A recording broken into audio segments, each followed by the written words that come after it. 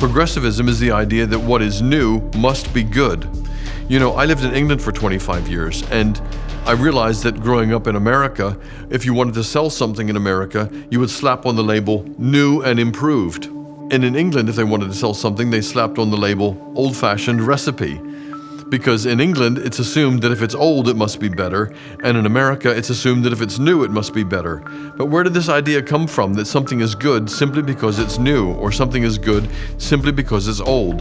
The idea that what is new must be good is rooted in the thought of Charles Darwin, of course, who came up with the idea of biological evolution.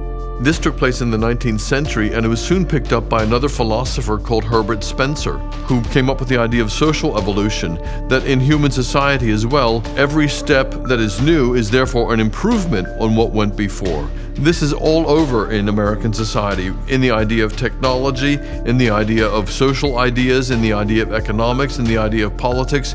If it's new, it must be better. How many politicians have you known who've campaigned on the platform that they're going to bring about new change? It's going to be some sort of progress of what went before and do away with the old. I have to admit, in many ways, we are getting better and better. We have a wonderful level of technology and affluence that we never had before, but in many other ways, we're not actually getting any better at all. When we look at morality and spirituality, it could be argued that we're actually on a decline. We know that something is not better just because it's new, and it's not better just because it's old. Progressivism therefore leads to the next ism, which is utopianism. Utopianism is the idea that if we are getting better and better step by step, then it's our responsibility to try to make that progress actually happen, and to bring about a utopia, or bring about a brave new world, to bring about this great new society which will be better than anything that ever went before.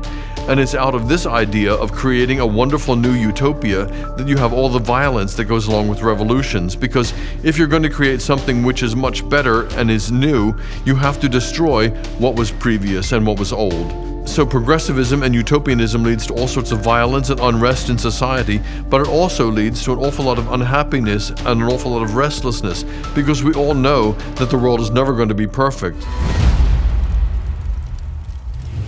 Please check out this series on the Array of Hope channel.